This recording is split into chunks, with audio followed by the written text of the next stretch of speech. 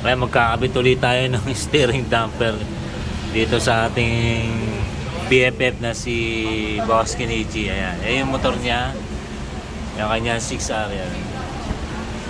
Shout out sa inyo mga estudyante.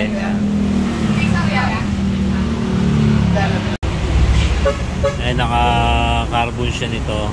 So kakabitan natin ng steering damper na merong ganito yan.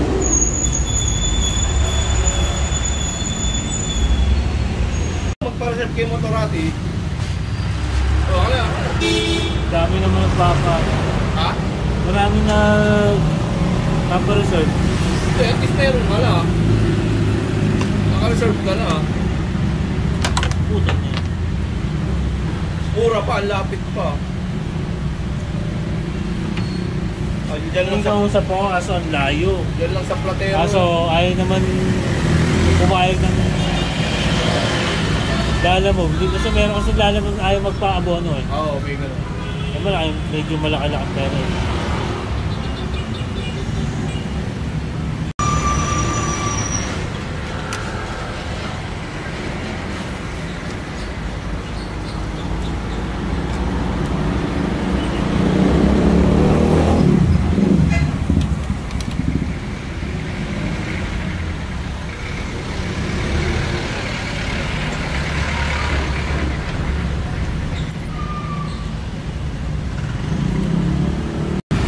Angkas na naman. Ilan tayo bukas? Ewan ko. Kaya si Don? Magkano benta mo? 330 pa rin. Ganun pa rin. Masama, hulugan pa. Yun ang matindi. Ganun talaga eh. Hayaan mo na. Kinausap ako ng ano eh. Magpapautang ka nga, di ba? Kinausap ako ng asawa ko. Ano sabi? Ay, baka naman gusto mo ipautang niya sa ano. Sabi, type na type daw yung motor mo. Eh, nakikita lang na binibenta mo. Ay, sige ka. Sabi, kapatid ko naman eh. Sabi, asawa naman ang kapatid ko eh. Ay, sige, sabi ko eh. Asawa mo na nag-decide? Oo.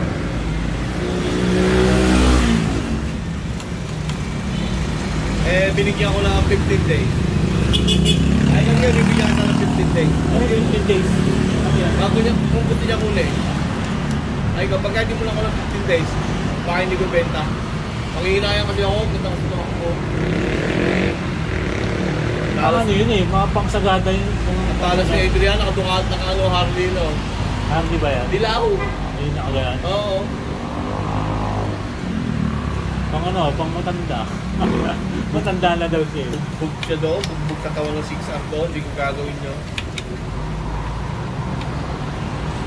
Puta pa na yung twisty oh. Sabi nga ni Boss Mike eh, hindi siya naka-ABB, pagod na daw siya. Bago na umislide pa yung tropa niya.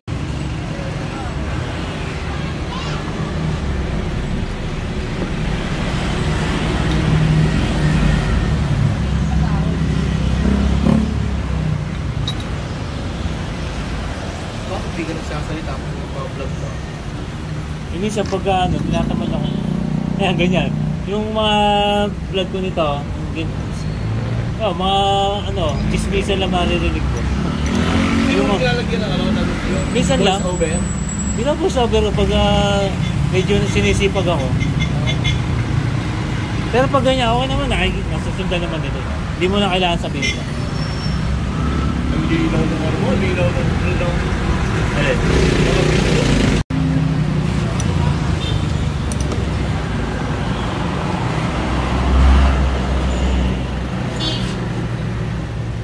maniningil pa ako mamaya eh.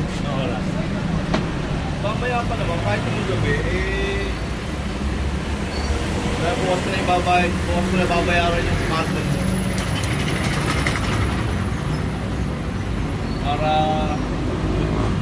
yung masisingil ko, babayad ko ng kuryente. Babayad ko ng tubig.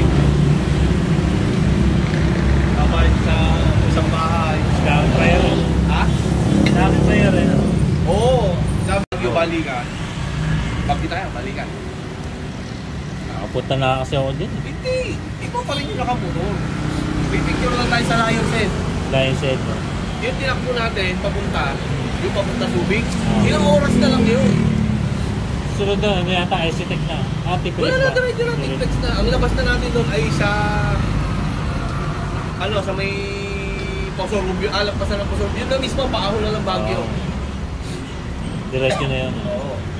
Siguro mula doon sa inanuhan natin, yung sa pinanggalingan natin hanggang Baguio, magre-range pa yun ng magpalagay mo lang kulang-kulang 1 oras at kalahati. Malapit na nga din. Malapit na. Ay di ang gawin natin alisin maaga, hindi yung katulad nito. Oo. Kasi, magkano nagastos ng RFID? Wala pa naman 1,000. Oo yun, di ba? Kung pala yung magpondo ka ng 2,000. Yung pagkain, madali na yun.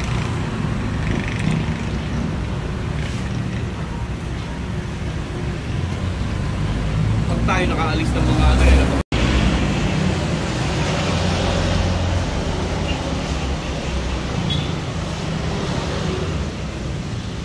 kailangan nagalaw to guys para nasunod siya pag naliko. Ikakabit na natin to, yan. Carbon ulit guys, carbon na matrix. Yan.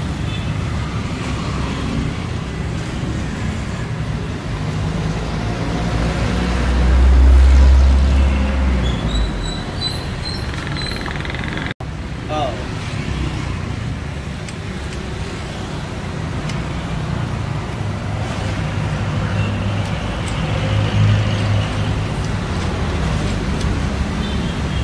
Grabe siya awit sa galing. Wala.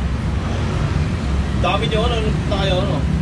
Family ko, family ng kapatid ko. Kaya pala.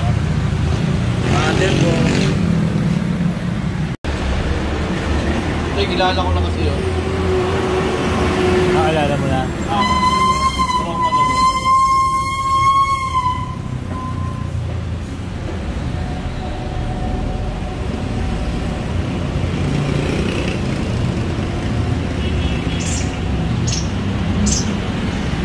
Ano yan, may plastic pa? Alin? Kasi gilas-gas mo eh. Hindi, matatanggal yan. Ako bahala. Taros kasi neto. Ako na gawin.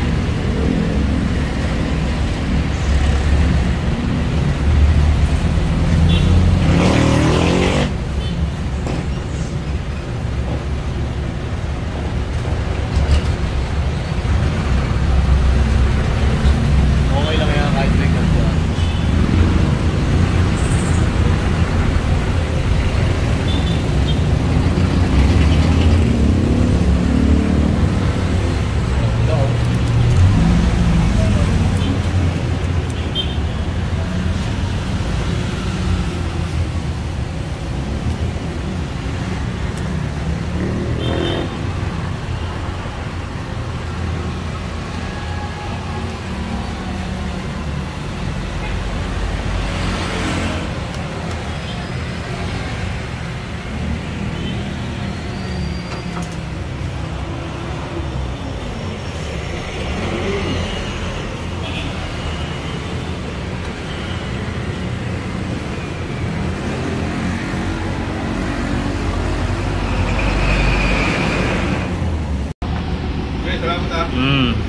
Ayan, nakabit na natin yung steering damper ni Boss Kenichi. Ayan.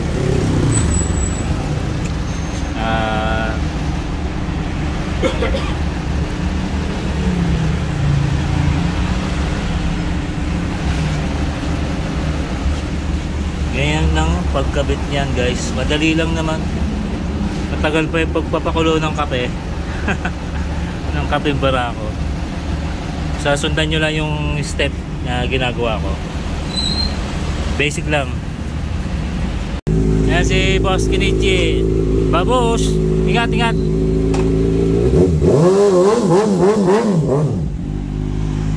Ingay mo!